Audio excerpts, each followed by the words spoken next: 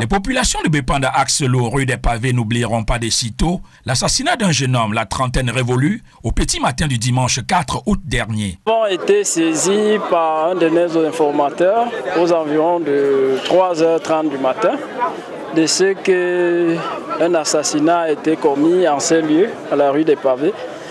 Et bien après, nous avons également été saisis par un membre de la famille.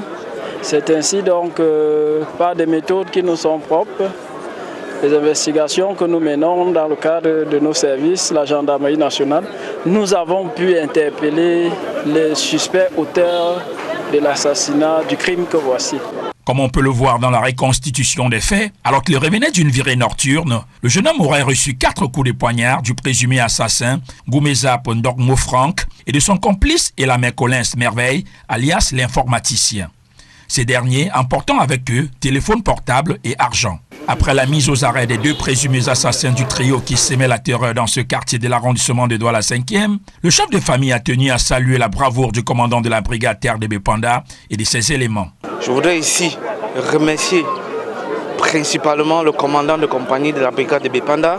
Je dis la gendarmerie, avec la collaboration de la population, peut arriver à des résultats comme ceux que nous savons aujourd'hui. Au quartier Bonamoussongo, la recrudescence du grand banditisme et de la criminalité devient de plus en plus inquiétante pour les populations. On donne le bic à l'enfant, il jette au-dessus de lui. Il prend le machette, il prend le couteau. Pour travailler quoi? Quelle société qu'on travaille ici au Cameroun avec le couteau?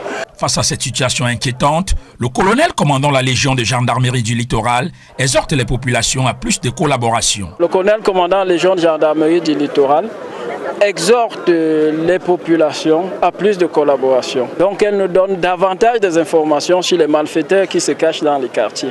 Il est à rappeler que le dernier de la bande, un certain alias Mécano, est en fuite hors de la ville de Douala et serait aux dernières nouvelles du côté du Noun. Les 2 autres, quant à eux, devront répondre de leurs actes devant les autorités compétentes.